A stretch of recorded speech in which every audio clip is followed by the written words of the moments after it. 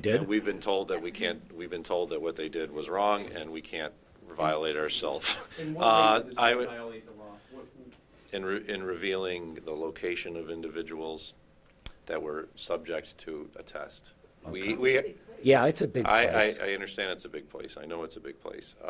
The individuals, as described, how's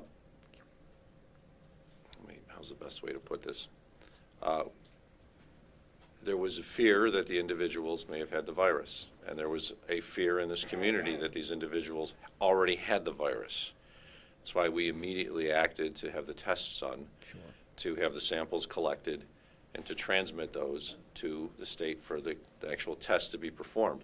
Not every individual who traveled, as you know, because there were at least, I think, 12 individuals who traveled, had a test done, because they were not showing any signs whatsoever of an illness. It was only those who were symptomatic, and those were 6. The governor announced that.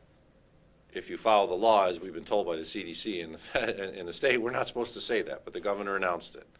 So what I want people to understand is this is not the first test we've had done in our community. There were Chinese students at the University of Buffalo who had just recently returned and were put into quarantine. And I do believe there was at least 1 and possibly 2 tests that were sampled and sent down to the CDC in Atlanta, which was determined that they did not have the virus. That's why I want people to understand there are going to be additional incidences of this.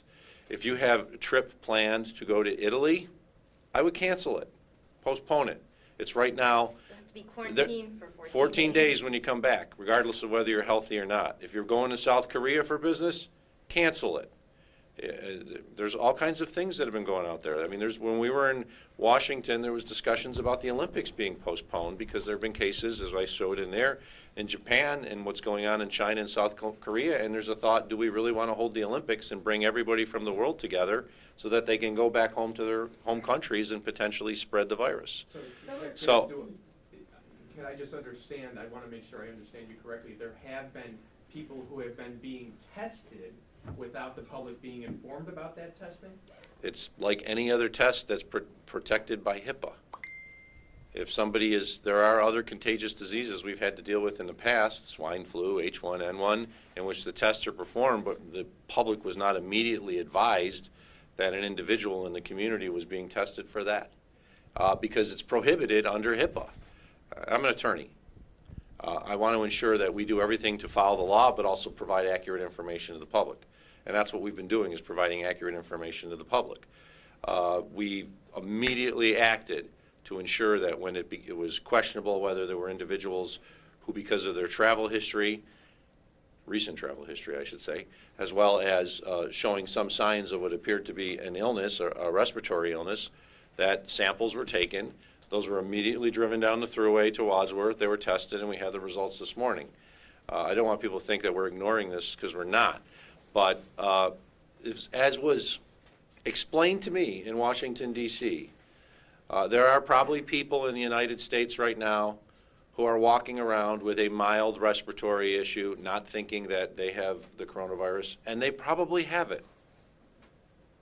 And most people will recover. And the one thing that's shown is there's 94,250 confirmed cases in the world, and 51,000 of them have recovered. And many of them won't even realize they have it. They may have the sniffles. They may have something that they think is just a common cold.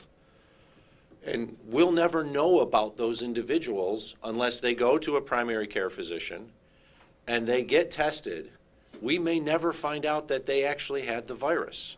And I want people to understand that we're not trying to hide something. It's just this type of virus is such that there are people in the world, if there are 94,000 confirmed cases and 51,000 of them have recovered, the expectation is the confirmed cases, or the actual cases, are much more than the confirmed cases. We may never know exactly who has the cases in total. If somebody shows the signs and they've traveled to the areas where there is significant risk, then we will do what is necessary to protect them. That's why I want folks to understand. We're 90 miles away from at least 19 confirmed cases of COVID-19. And 2 of the individuals have recovered, and thankfully there have been no deaths. But this is not something that's just happening elsewhere. And there may be people in our community right now who have it because they've been exposed through either travel or through community spread that we may never find out because they're never sick enough to think about, I got to go get checked for this.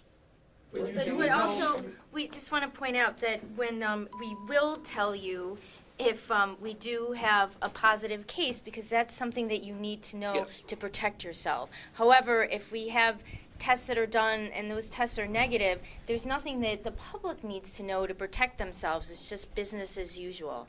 But you do tell the public how many people you test for influenza. You put that information right on your website. We're basically asking for the same information with respect to coronavirus. Why would it be any different? Again, because that's thousands and thousands of tests. I mean, we're not at that level.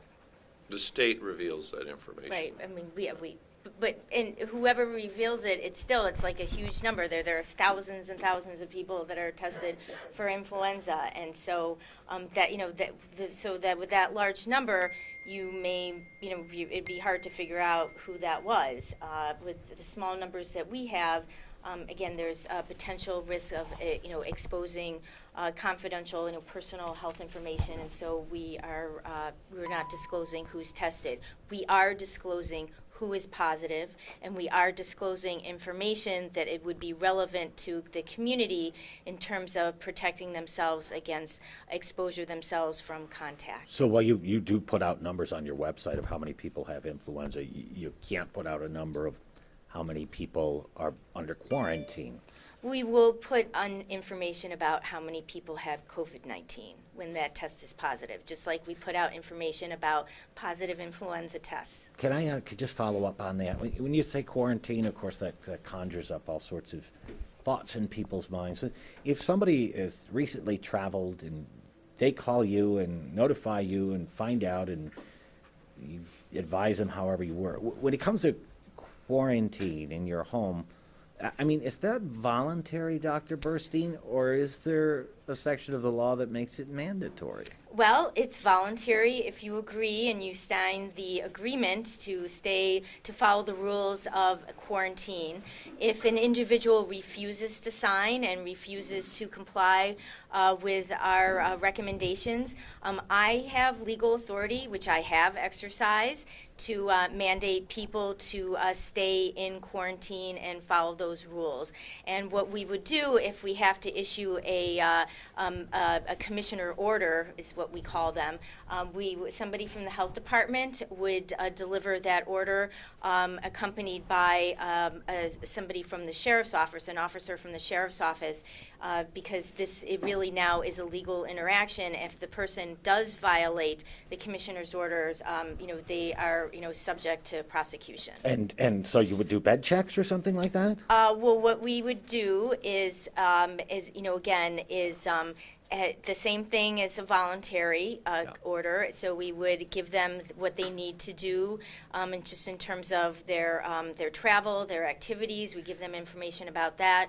We also, and we try to explain that to them if they'll speak with us. We also give them a thermometer and a log to take their temperature and record that. And then we will call them at least twice a day. If we have any reason to suspect they are going out or letting people in, we will do a site visit with one of our Erie County sheriffs to investigate. And even if they go out for a sandwich or something. If an individual is refusing and a commissioner order has been issued, that includes the power to have a law enforcement official stationed outside to ensure the person doesn't leave. We hope we don't ever have to get to that point, but that is not a new law. That actually is an old law that's been in effect for quite some time. That we thankfully haven't had to use recently, but if it got to a point where there was a pandemic in the community and we felt that individuals were ignoring orders, we could, actually I can't, she can. I like to joke she's actually the most powerful person in Erie County because she can quarantine each and every one of us through written order. Behave. So, and I imagine that might more come into play if you had like a confirmed case. Yes. Well, that's And, what- and go ahead, Doc. But if you somebody- want. Well, no, it would be any And time. somebody that's confirmed and they step out for a sandwich because they're Or- hungry, No, even if they're in they're, trouble. if they're They don't have not to be confirmed. confirmed. If we determine that they need to remain in quarantine for a certain period of time, they can do it voluntarily or they can do it involuntarily.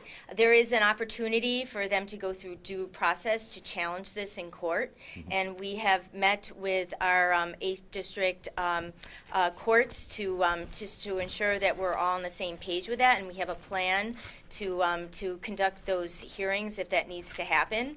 That has not need to happen yet. However, this could turn into a legal mandate with legal consequences, and our again, the sheriff's office is well aware of what their responsibilities And that's are. all part of our planning. As I've been saying for some time now, we were putting into place the plans that we have already in existence for a global pandemic or a regional pandemic, because we've always known that something like this could happen.